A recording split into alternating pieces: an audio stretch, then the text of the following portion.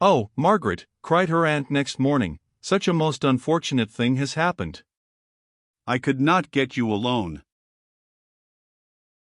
The most unfortunate thing was not very serious. One of the flats in the ornate block opposite had been taken furnished by the Wilcox family, coming up, no doubt, in the hope of getting into London society. That Mrs. Munt should be the first to discover the misfortune was not remarkable, for she was so interested in the flats that she watched their every mutation with unwearying care. In theory she despised them, they took away that old-world look, they cut off the sun, flats house a flashy type of person. But if the truth had been known, she found her visits to Wickham Place twice as amusing since Wickham Mansions had arisen, and would in a couple of days learn more about them than her nieces in a couple of months, or her nephew in a couple of years. She would stroll across and make friends with the porters, and inquire what the rents were, exclaiming for example, "What? 120 for a basement? You'll never get it." And they would answer, "One can but try, madam." The passenger lifts, the arrangement for coals, a great temptation for a dishonest porter, were all familiar matters to her, and perhaps a relief from the politico-economical aesthetic atmosphere that reigned at the Schlegels.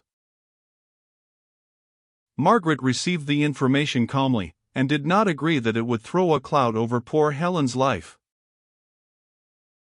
"Oh, but Helen isn't a girl with no interests," she explained.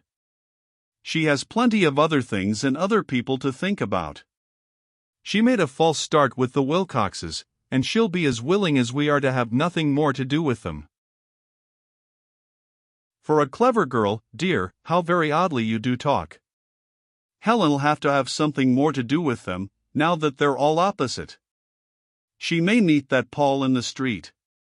She cannot very well not bow." "Of course she must bow. But look here, let's do the flowers." "I was going to say, the will to be interested in him has died, and what else matters? I look on that disastrous episode, over which you were so kind, as the killing of a nerve in Helen. It's dead, and she'll never be troubled with it again. The only things that matter are the things that interest one. Bowing, even calling and leaving cards, even a dinner party, we can do all those things to the Wilcoxes, if they find it agreeable, but the other thing, the one important thing, never again. Don't you see?" Mrs. Munt did not see, and indeed Margaret was making a most questionable statement that any emotion, any interest once vividly aroused, can wholly die. "I also have the honor to inform you that the Wilcoxes are bored with us.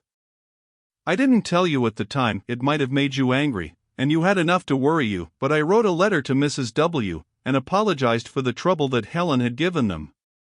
"She didn't answer it." "How very rude." "I wonder. Or was it sensible?" "No, Margaret, most rude." In either case one can class it as reassuring. Mrs. Munt sighed. She was going back to Swanage on the morrow, just as her nieces were wanting her most. Other regrets crowded upon her, for instance, how magnificently she would have cut Charles if she had met him face to face. She had already seen him, giving an order to the porter, and very common he looked in a tall hat. But unfortunately his back was turned to her, and though she had cut his back, she could not regard this as a telling snub. "But you will be careful, won't you?" she exhorted. "Oh, certainly. Fiendishly careful. And Helen must be careful, too." "Careful over what?" cried Helen, at that moment coming into the room with her cousin. "Nothing," said Margaret, seized with a momentary awkwardness. "Careful over what, Aunt Julie?" Mrs. Munt assumed a cryptic air. "It is only that a certain family, whom we know by name but do not mention, as you said yourself last night after the concert, have taken the flat opposite from the Mathesons, where the plants are in the balcony." Helen began some laughing reply, and then disconcerted them all by blushing. Mrs. Munt was so disconcerted that she exclaimed, "What, Helen, you don't mind them coming, do you?" and deepened the blush to crimson. "Of course I don't mind," said Helen a little crossly. "It is that you and Meg are both so absurdly grave about it, when there's nothing to be grave about at all." "I'm not grave," protested Margaret, a little cross in her turn. "Well, you look grave, doesn't she, Frida?"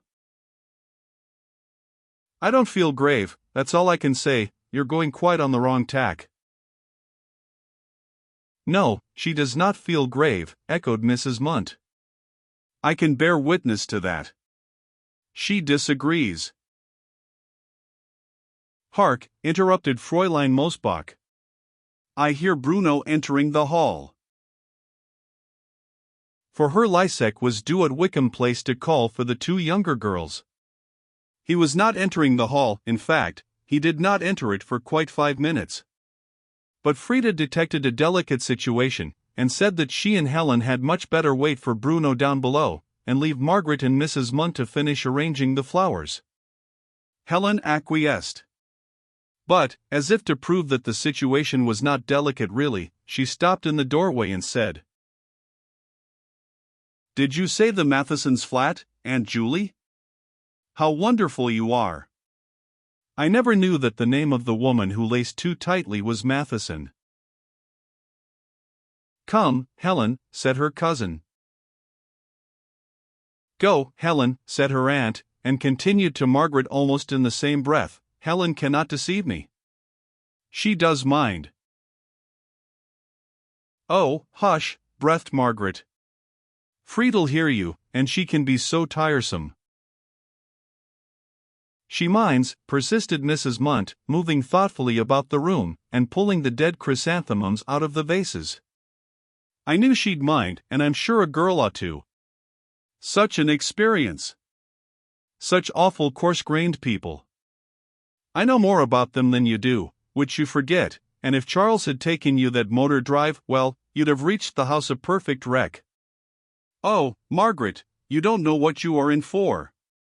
They're all bottled up against the drawing-room window. There's Mrs. Wilcox, I've seen her. There's Paul. There's Evie, who is a minx. There's Charles, I saw him to start with. And who would an elderly man with a mustache and a copper-colored face be? Mr. Wilcox, possibly.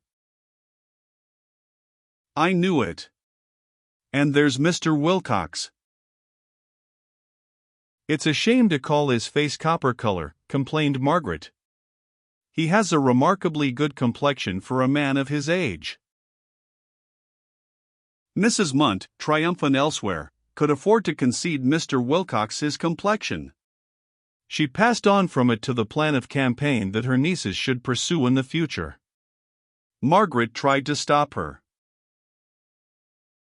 "Helen did not take the news quite as I expected, but the Wilcox nerve is dead in her really, so there's no need for plans. It's as well to be prepared." "No, it's as well not to be prepared." "Why?" "Because." Her thought drew being from the obscure borderland. She could not explain in so many words, but she felt that those who prepare for all the emergencies of life beforehand may equip themselves at the expense of joy. It is necessary to prepare for an examination, or a dinner party, or a possible fall in the price of stock. Those who attempt human relations must adopt another method, or fail. "Because I'd sooner risk it," was her lame conclusion. "But imagine the evenings," exclaimed her aunt, pointing to the mansions with the spout of the watering can. "Turn the electric light on here or there, and it's almost the same room. One evening they may forget to draw their blinds down, and you'll see them, and the next, you yours, and they'll see you. Impossible to sit out on the balconies. Impossible to water the plants, or even speak. Imagine going out of the front door, and they come out opposite at the same moment. And yet you tell me that plans are unnecessary, and you'd rather risk it." I hope to risk things all my life. Oh, Margaret, most dangerous. But after all, she continued with a smile, there's never any great risk as long as you have money. Oh, shame. What a shocking speech. Money pads the edges of things, said Miss Schlegel. God help those who have none. But this is something quite new, said Mrs. Munt, who collected new ideas as a squirrel collects nuts, and was especially attracted by those that are portable. New for me, sensible people have acknowledged it for years. You and I and the Wilcoxes stand upon money as upon islands. It is so firm beneath our feet that we forget its very existence. It's only when we see someone near us tottering that we realize all that an independent income means. Last night, when we were talking up here round the fire, I began to think that the very soul of the world is economic, and that the lowest abyss is not the absence of love, but the absence of coin. I call that rather cynical. So do I. But Helen and I, we ought to remember, when we are tempted to criticize others, that we are standing on these islands, and that most of the others are down below the surface of the sea. The poor cannot always reach those whom they want to love, and they can hardly ever escape from those whom they love no longer. We rich can. Imagine the tragedy last June if Helen and Paul Wilcox had been poor people, and couldn't invoke railways and motor cars to part them. That's more like socialism, said Mrs. Munt suspiciously. Call it what you like. I call it going through life with one's hands spread open on the table. I'm tired of these rich people who pretend to be poor, and think it shows a nice mind to ignore the piles of money that keep their feet above the waves. I stand each year upon £600, and Helen upon the same, and Tibby will stand upon 8, and as fast as our pounds crumble away into the sea they are renewed, from the sea, yes, from the sea. And all our thoughts are the thoughts of 600-pounders, and all our speeches, and because we don't want to steal umbrellas ourselves, we forget that below the sea people do want to steal them and do steal them sometimes, and that what's a joke up here is down their reality. There they go, there goes Fräulein Mosbach. Really, for a German she does dress charmingly. Oh. What is it? Helen was looking up at the Wilcoxes' flat. Why shouldn't she? I beg your pardon, I interrupted you. What was it you were saying about reality? I had worked round to myself, as usual, answered Margaret in tones that were suddenly preoccupied.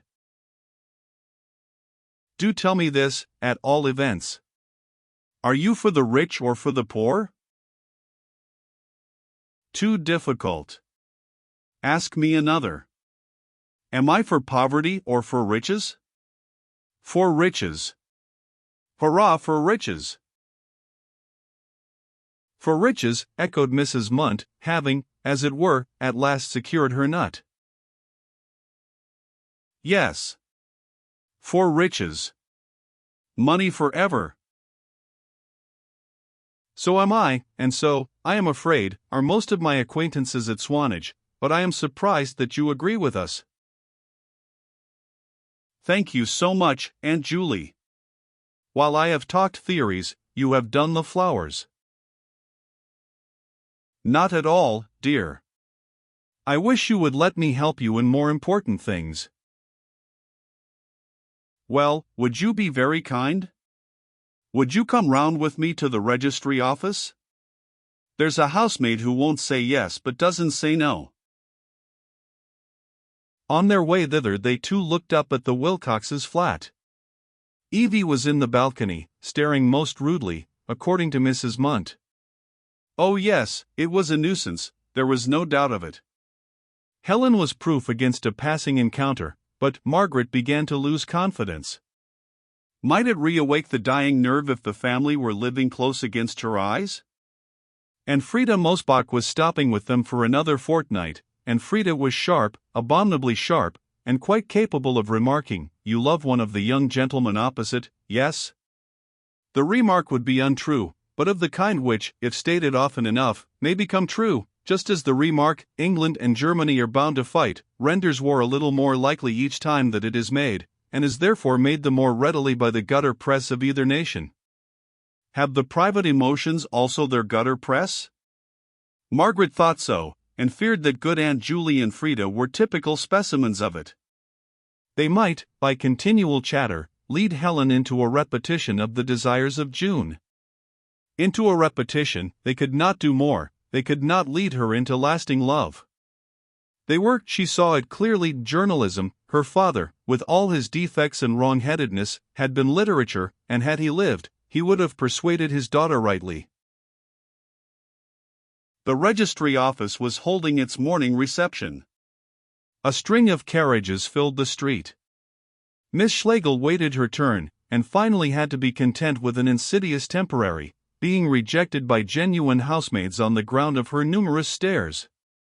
Her failure depressed her, and though she forgot the failure, the depression remained. On her way home she again glanced up at the Wilcoxes' flat, and took the rather matronly step of speaking about the matter to Helen. "Helen, you must tell me whether this thing worries you." "If what?" said Helen, who was washing her hands for lunch. "The W.S. coming." "No, of course not." "Really?" "Really." Then she admitted that she was a little worried on Mrs. Wilcox's account. She implied that Mrs. Wilcox might reach backward into deep feelings, and be pained by things that never touched the other members of that clan. "I shan't mind if Paul points at our house and says, 'There lives the girl who tried to catch me.'" "But she might." "If even that worries you, we could arrange something." "There's no reason we should be near people who displease us or whom we displease, thanks to our money." "We might even go away for a little." "Well, I am going away. Frida's just asked me to Stettin, and I shan't be back till after the New Year." "Will that do? Or must I fly the country altogether?" "Really, Meg, what has come over you to make such a fuss?" "Oh, I'm getting an old maid, I suppose. I thought I minded nothing, but really I should be bored if you fell in love with the same man twice." And she cleared her throat. "You did go red, you know, when Aunt Julie attacked you this morning. I shouldn't have referred to it otherwise." But Helen's laugh rang true, as she raised a soapy hand to heaven and swore that never, nowhere, and nohow, would she again fall in love with any of the Wilcox family, down to its remotest collaterals.